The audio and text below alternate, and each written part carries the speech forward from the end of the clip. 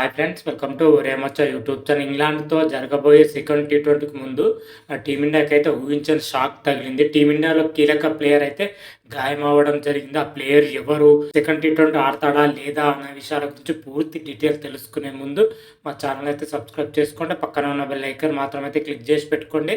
ఫర్దర్గా మేము వీడియోలు అప్లోడ్ చేసాం, మీకు నోటిఫికేషన్ వస్తుంది. ప్రజెంట్ మన టీమిండియా వచ్చేసరికి ఇంగ్లాండ్తోనే 5 మ్యాచ్ల టీ20 సిరీస్ అయితే ఆడుతుంది. ఇందులో భాగంగా తొలి టీ20 అయితే బ్రహ్మాండంగా అయితే మూసింది. తొలి టీ20లో వచ్చేసరికి టీమిండియా 7 వికెట్లతో అద్భుతమైన విజయం అయితే నమోదు చేసింది. ఈ రోజు వచ్చేసరికి సెకండ్ టీ20 చెన్నై చెపాక్ వేదిక అయితే జరుగుతుంది. అంటే సెకండ్ టీ20కి ప్రారంభానికి ముందే టీమిండియాకి అయితే ఒక ఊహించిన షాక్ అయితే తగిలింది. టీమిండియా యంగ్ ప్లేయర్ అయిన అభిషేక్ శర్మ మాత్రం అయితే ప్రాక్టీస్ చేస్తున్న సమయంలో కాలుకైతే గాయం అవడం జరిగింది. ఆ గాయం తీవ్రత అయితే ఎక్కువగా ఉన్నట్లయితే వైద్యులు అయితే చెప్పడం జరుగుతుంది. అయితే రెండో టీ20లో వచ్చేసరికి అభిషేక్ శర్మ ఆడతాడా లేదా అయితే ప్రజెంట్ వరకు అయితే క్లారిటీ అయితే లేదు.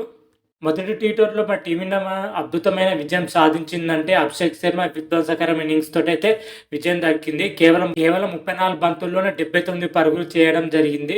ఇలాంటి ప్లేయర్కు సెకండ్ టీ20 ముందు గాయం అవడం అయితే టీమిండియాకి అయితే ఒక భారీ షాక్ అని చెప్పుకోవచ్చు. ఎందుకంటే ఓపెనింగ్ పొజిషన్లో మ్యాచ్ని ఎటువైపైన మలుపు తిప్పే సత్తా ఉన్న ప్లేయర్ అభిషేక్ శర్మ. అలా సెకండ్ టీ20 కోసం ప్రాక్టీస్ మ్యాచ్లో అభిషేక్ శర్మ మాత్రం క్యాచ్ ప్రాక్టీస్ చేస్తున్న సమయంలో బాల్ అందుకున్న టైంలో కాలుకైతే గాయమైనట్లయితే తెలుస్తున్న సమాచారం. వెంటనే మా టీమిండియా ఫిజియోథెరపీలో వచ్చి అయితే చెక్ చేయడం జరిగింది. గాయంతోనైతే అభిషేక్ శర్మ విలవిలాడింది. ప్రాక్టీస్ సెషన్ మధ్య నుంచి డ్రెస్సింగ్ రూమ్కి అయితే వెళ్ళడం జరిగింది. మళ్ళీ ప్రాక్టీస్ సెషన్కి అయితే అభిషేక్ శర్మ అయితే రాలేదు. మరి సెకండ్ టీ20లో మన అభిషేక్ శర్మ ఆడతాడా లేదా అనేది అయితే ప్రజెంట్ వరకు అయితే క్లారిటీ లేదు. ఒకవేళ అభిషేక్ శర్మ మాత్రం అయితే సెకండ్ టీ20కి దూరం అయితే అతని ప్లేస్లో వచ్చేసరికి ఓపెనింగ్గా తిలక్ వర్మ బరిలో దిగే అవకాశం అయితే కనిపిస్తుంది. గతంలో కూడా తిలక్ వర్మ ఓపెనింగ్ పొజిషన్లో అయితే బరిలో దిగడం జరిగింది. తిలక్ వర్మ వచ్చేసరికి ఓపెనింగ్ పొజిషన్లో అయితే బరిలో దిగుతారు. అయితే అభిషేక్ శర్మ ప్లేస్లో వచ్చేసరికి ఎవరు తీసుకుంటారని అయితే చూడాలి. ధ్రువ్ జురేల్ని తీసుకుంటారా అయితే మహమ్మద్ షమిని తీసుకుంటారని అయితే తెలియదు. మరికొద్ది గంటల్లో అయితే మనకు ఫుల్ క్లారిటీ వచ్చే అవకాశం అయితే కనిపిస్తుంది.